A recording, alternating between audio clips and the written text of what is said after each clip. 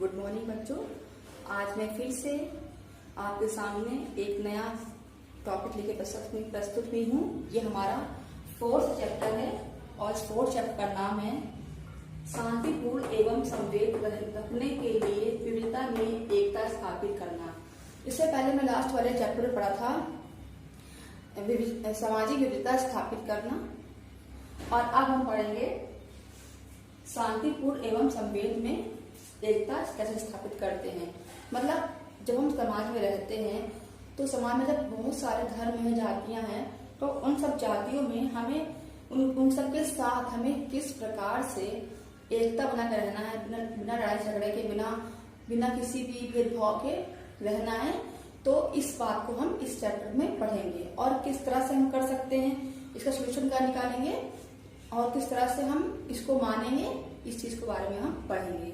तो सबसे पहले हम देख लेते हैं शांतिपूर्ण एवं संवेद क्या है।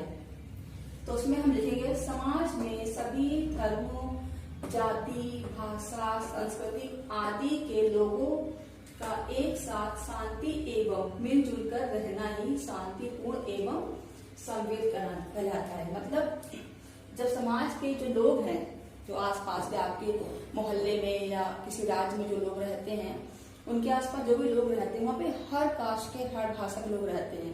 पर उन लोगों में जब वो लोग बिना लड़ाई झगड़े के आपस में मिलकर रहते हैं, उसी को शांतिपूर्ण एवं संवेद कहते हैं। तो ये संवेद ये इस तरह से कहते हैं। और आप सब तो जानते ही हैं कि जैसे आप किसी जगह पर रहते हैं तो वहां पर क्या होता है कि अगर रहते हैं और वहां पे अगर छोटा सा भी लड़ाई झगड़ा हो गया या कुछ हो गया तो क्या होता है। तो आप देख सकते हैं कि भारतीय समाज में विघटन, द्वेष, हिंसा, भेदभाव आदि का बोलबाला है, जिसके कारण लोगों में परस्पर प्रेम, सहयोग एवं सहानुभूति की भावना खत्म हो रही है और छोटी सी बात को लेकर के बड़े बड़े झगड़े हो जाते हैं। दिन प्रतिदिन दंगे होने लगते हैं। सड़क पर मार काट, हत्या आदि करते हुए देखा जा सकता है। आप सब देखते हैं कि छोटी सी बात अगर किसी फैमिली में या किसी आसपास के दो पड़ोसी में हो गई तो ये सब तो होने ही लगता है। कोई भी अपनी भावनाओं पे कंट्रोल नहीं करता है, नहीं सोचता है कि ये हम क्या कर रहे हैं, इससे क्या परिणाम हो सकता है, इसका परिणाम क्या हो सकता है, ये सब बातें कोई नहीं सोचता है। जब इंसान हिंसा पे उतर आता है तो वो कुछ भी नहीं सोचता है और फिर क्या होता है, समाज का विघटन होता है और समाज में जो शांतिपूर्ण संवेद की भावना है वो खत्म होने लगती है। तो हम इसी टॉपिक को पढ़ेंगे इसमें कि शांतिपूर्ण और संवेद हम कैसे बनाए रख सकते हैं हमारे समाज में और एकता हमारी बनी रहे। इस टॉपिक को हम पढ़ेंगे। तो ये टॉपिक को हमको पढ़ने के लिए, समझने के लिए हमें इन पॉइंटों को समझना होगा। इम्पोर्टेंट पॉइंटों के अंतर्गत हम ये जानेंगे कि शांतिपूर्ण और संवेद के अंतर्गत हम क्या पढ़ेंगे। देखिए हेडिंग है शांतिपूर्ण एवं संवेद रहने के लिए विविधता में एकता स्थापित करना।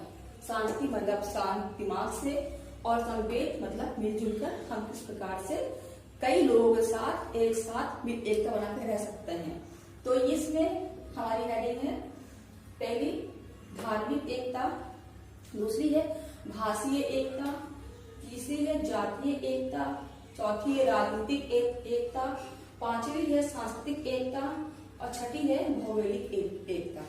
इन सब एकताओं के अंतर्गत हम ये पढ़ेंगे कि हमें किस तरह से समाज में एकता बनाई के रखनी है। तो सबसे पहले हम देखते हैं कि धार्मिक एकता के अंदर हम क्या पढ़ेंगे। तो देखिए हमारे भारत देश में धर्मों में विविधता पाई जाती है। ये तो आप जानते ही हैं कि ये भारत देश में धर्मों में विविधता पाई जाती है, पर सभी धर्मों का सिद्धांत एक ही है। आप देख सकते हैं कि अब हिंदू भी है या मुस्लिम है, वो बोलता है मुझे मोक्ष प्राप्ति चाहिए, मुझे मेरा पुनर्जन्म हो गया है, या वो ईश्वर की आराधना करता है, या फिर वो कहता है कि मैं पुनर्जन्म में आ गया हूँ, मैं अपने कर्म अच्छा करूंगा तो मुझे अच्छा फल मिलेगा। सब तो बात हमने सुनी होंगी समाज में। आपस के लोगों के सामने मतलब कैसे कहते हुए बात करते हुए सुना होगा आपने। तो सभी धर्मों का सिद्धांत एक ही है, मतलब उन सबका मोक्ष में उन सबकी बातों में एक ही तरह की बातें पाई जाती हैं। फिर सभी धर्म, कर्म, पुनर्जन्म, ईश्वरवाद एवं मोक्ष के सिद्धांतों को अपने जीवन में मानते हैं। मतलब आप देखिए, नॉर्मल आपके दादी हैं, दादा हैं, वो सब कहते हैं भगवान अच्छी मोक्ष मिल जाए, अच्छे कर्म करेंगे तो अच्छा फल पाएंगे। तो ये तो आपने सुना ही होगा इन सब की बातों को। तो ये सब धार्मिक एकता के अंतर्गत आता है, क्योंकि इन सब की, चाहे वो हिंदू हो या मुस्लिम हो या सिख हो, ईसाई हो, पारसी हो, बौद्ध है, उन सभी के ग्रंथों में बस यही बातें लिखी हैं और उन सब की ग्रंथ की जो बातें हैं वो एक साथ कहीं ना कहीं मिलती जुलती हैं, इसलिए धार्मिक एकता देखने को मिलती है। फिर इसके आगे देखिए, यहाँ के सभी धर्मों के अनुयायी अपने ग्रंथों की पूजा करते हैं। देखिए, हिंदू अपने ग्रंथ की पूजा करता है, मुस्लिम अपने ग्रंथ की पूजा करता है, बौद्ध अपने ग्रंथ की पूजा करती है, पारसी अपने ग्रंथ की पूजा करता है। साथ ही अन्य धर्मों के ग्रंथों की में अपनी आस्था विश्वास रखता है। क्यों? वो इसलिए रखता है कि वो जान रहा है कि जो हमारे ग्रंथ में बातें कही गई हैं वही बातें दूसरी भाषा में, दूसरे के ग्रंथों में कहा गया है। हमारे ग्रंथों में और उनके ग्रंथों में कोई भी भेदभाव नहीं है। जो हम हिंदी में पढ़ेंगे वही बात हम उर्दू में पढ़ेंगे, वही बात हम संस्कृत में पढ़ेंगे, वही बात हम फारसी भाषा में पढ़ेंगे। तो भाषा कोई भी हो, पर हमारे ग्रंथ, हमारे धर्म के अंतर्गत जो भी लिखा गया, धर्म ग्रंथों के अंतर्गत जो भी लिखा गया है वो सब बातें हमारी एक जैसी हैं। इसलिए हमें कहीं ना कहीं ये सब बातें धार्मिक एकता के अंतर्गत जोड़ती है। इसके बाद सेकंड पॉइंट हमारा है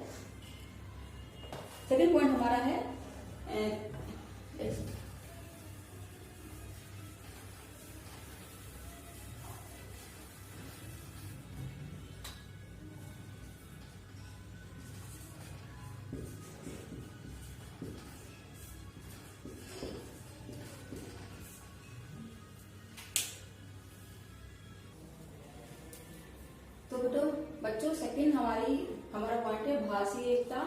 इसमें हम देखते हैं हमारे देश में अनेक भाषाएं एवं बोलियां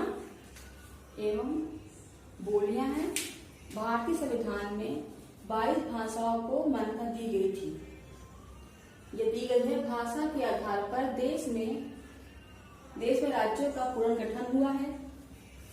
बिहार, मध्य प्रदेश, उत्तर प्रदेश, हिमाचल प्रदेश, उत्तराखंड, हरियाणा, दिल्ली, पंजाब, राजस्थान हिंदी भाषा राज्य है। मतलब इन सब देशों में हिंदी मिक्स करके जो ये भाषा है, थोड़ी बहुत हिंदी मिक्स इसमें रहती है। फिर तमिलनाडु, कर्नाटक, केरल, राजस्थान, कर्नाटक, केरल, गुजरात, महाराष्ट्र, आंध्र प्रदेश, तेलंगाना, उड़ीसा, बांग्ला, असम, अरुणाचल प्रदेश, मणिपुर एवं नागालैंड आदि प्रदेशों में प्रदेशित भाषाएं व्यवहार में लाई जाती है। मतलब कि हमारे हिंदी भाषा जो है इन सब राज्यों में कहीं ना कहीं मिक्स करके थोड़ी बहुत बोली जाती है, और हिंदी मिक्स रहती है। और इन सब राज्यों में है इनकी अपनी अपनी अलग अलग एक एक भाषा है जो वो लोग अपने अपने राज्यों में बोलते हैं। सभी भाषाओं का अपना अपना साहित्य और साहित्य प्रेमी आप जानते हैं। सभी भाषाएं हैं, इन सब के अलग अलग साहित्य और साहित्य प्रेमी आपको देखने को मिलेंगे हर राज्य में। चूंकि भारत देश की प्राचीनतम भाषा संस्कृत है, इसका प्रभाव देश के सभी अन्य भाषाओं पर देखने को मिलता है। देश में भाषीय एकता को एक सूत्र में बांधने का गौरव संस्कृत को मिलता है। मतलब संस्कृत भाषा जो है वो देश को एक साथ बांधने का गौरव संस्कृत भाषा को मिलता है। देश की सभी भाषाओं का व्याकरण, संरचना एवं शब्द भंडार का समरूपांतर है। मतलब जितनी भी भाषाएं कहीं ना कहीं संस्कृत भाषा से बिलोंग करती हैं और कुछ ना कुछ उनको देखने को मिलता है। देश के सभी क्षेत्रों में हिंदी सार्वजनिक बोले जाने वाली भाषा है। भाषीय एकता का संबल प्रभावी करती है। व्यवसायिक दृष्टि से आज भाषीय विविधता कहीं भी बाधक नहीं है। आप देख सकते हैं कि जब भी आप कहीं जाते हैं या आसपास में जब आप जहाँ रहते हैं वहाँ पे कई भाषा के लोग रहते हैं, या ना कि आपने देखा नहीं होगा, ऐसा नहीं होगा कि अगर आप हिंदी बोलते हैं तो सभी लोग वहाँ पे हिंदी ही बोलते हैं, ऐसा नहीं देखने मिलता है। कि आजकल जो भारत हमारा देश आजाद हो चुका है तो कोई भी व्यक्ति किसी भी राज्य में जाकर के रह सकता है, बस सकता है। तो जब हर व्यक्ति हर राज्य में जाकर रह सकता है, बस सकता है, तो वो एक साथ भाषा भी सुनता है और कहीं ना कहीं सुन के सीखने की कोशिश करता है और सीख भी लेता है। तो आपस में आप हिंदी बोलते हैं, कभी कभी संस्कृत भी बोल देते हैं, कभी कभी हम लोग उर्दू का भी इस्तेमाल कर लेते हैं, कभी कभी हम मतलब केरल की भाषा ये बोल लेते हैं। मतलब अगर आपके आसपास के जो पड़ोसी हैं उनका रहन, आपके आसपास के जो पड़ोसी हैं वो अगर अलग अलग राज्य के हैं तो आपको कहीं ना कहीं उनकी भाषा को सीखने को मिल जाएगा, आप उनकी भाषा को सीख सकते हैं। दैनिक लोग जो होते हैं उनके व्यवहार में क्या होता है, रोजमर्रा की भाषा, धार्मिक स्थल एवं पर्यटन, विद्यालय आदि में आपको कई प्रकार के भाषा को देखने को मिल जाता है। आप कभी देखिए विद्यालय में जाते हैं पढ़ने के लिए, या फिर कभी किसी से हिस्टोरिकल प्लेस होते हैं वहां पे जाते हैं तो आपको वहां पे सभी धर्मों के सभी भाषा के लोग मिल जाते हैं और वो लोग आपस में फिर बात करते हैं। बातचीत यही बातचीत करना ही हमारी धार्मिक एकता कहलाती है, भाषाई एकता कहलाती है, जो धर्म के अंतर्गत आती है। धर्म है तो अलग अलग भाषाएं हैं और अलग अलग भाषाएं हैं और उन भाषा को हम सुनते हैं, सीखते हैं, समझते हैं और उनकी भाषा का किसी भी तरह से निरसन नहीं करते हैं, उनकी भाषा का सम्मान करते हैं और उनकी भाषा को सीखने की कोशिश भी करते हैं। यही हमारी भाषीय एकता है। इसके बाद हम पढ़ेंगे जातीय एकता। तो बच्चों अब हम पढ़ेंगे जातीय एकता। जातीय एकता मतलब जातीय एकता ने देश की सभी जातियों ने कर्म, संस्कार, मोक्ष, पुनर्जन्म एवं पुरुषार्थ को कहीं न कहीं पर जोड़ के रखा है। भारत देश में अनेक जातियां अतीत काल से अस्तित्व में हैं, जिनकी अपनी अपनी विशेषताएं एवं मान्यताएं हैं। इन्हीं मान्यताओं को ही इन जातियों ने एक सूत्र में बांध के रखा है। समाज में जन साधारण शांतिपूर्ण एवं समवेत रहने जीवन यापन कर सके, इसीलिए जाति एकता का होना अति आवश्यक है। वर्तमान स्थिति पर दृष्टिपात करें तो हम पाएंगे कि आज के हालात कुछ ऐसे हैं जिससे किसी भी जाति विशेष के लोग अलग अलग रहकर शांतिपूर्ण जीवन यापन कर सकते हैं। मतलब जातियों में जब एकता हो जाएगी तो आप किसी भी राज्य में जाकर के या किसी भी जगह पे जाकर के किसी भी स्थान में जाकर के आप अपना जीवन यापन कर सकते हैं जातियों की एकता के साथ। अब वो चाहे उस जगह पर नीचे वर्ग का व्यक्ति हो या उच्च वर्ग का व्यक्ति हो या सामान्य वर्ग का व्यक्ति हो या कोई फिल्म स्टार ही क्यों ना हो या कोई राजनेता ही क्यों ना हो, उसके आसपास वो आप रह सकते हैं और उसमें कोई भी समाज को आपत्ति नहीं होगी। तो ये है हमारी जातीय एकता। इसके बाद हम पढ़ेंगे राजनीतिक एकता।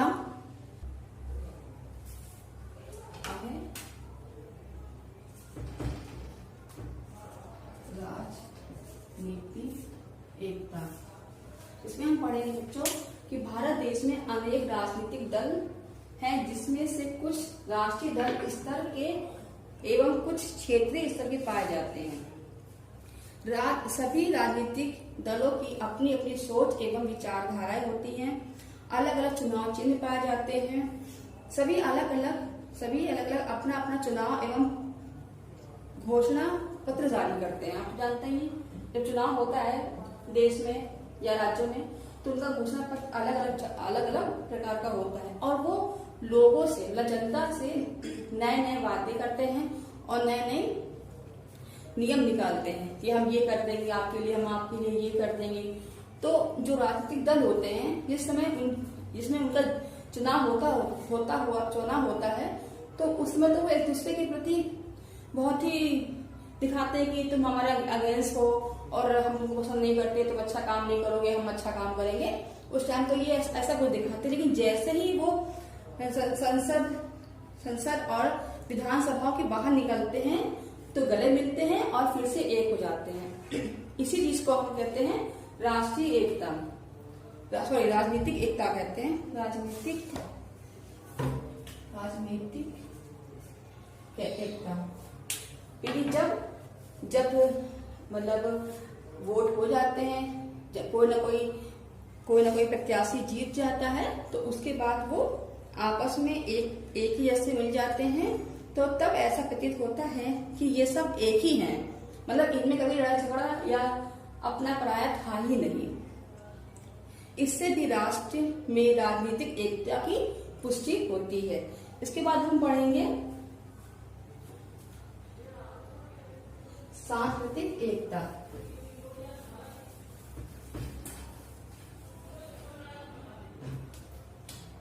तो बच्चों हमारा 5वां पॉइंट है सांस्कृतिक एकता।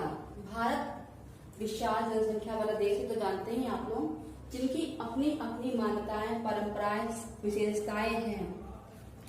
फिर भी इनमें कभी परस्पर टकराव की स्थिति उत्पन्न नहीं हुई है। इसका मुख्य कारण यह है भारतवासियों में सांस्कृतिक सहिष्णुता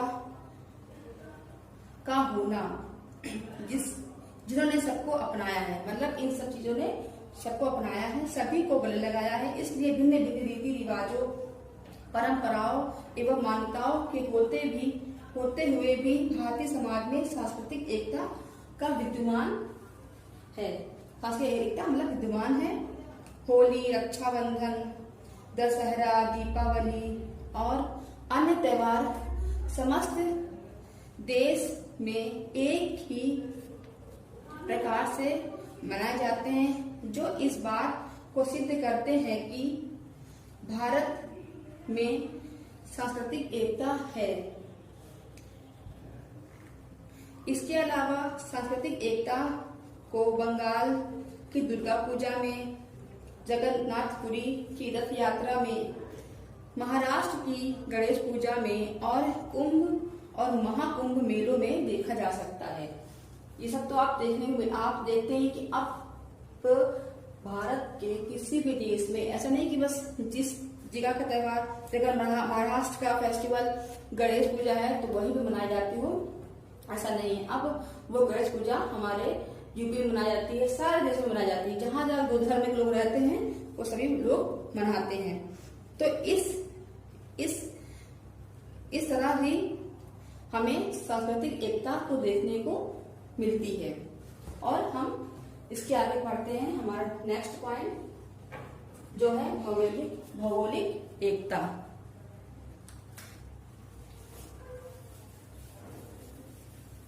ये हमारा लास्ट पॉइंट है।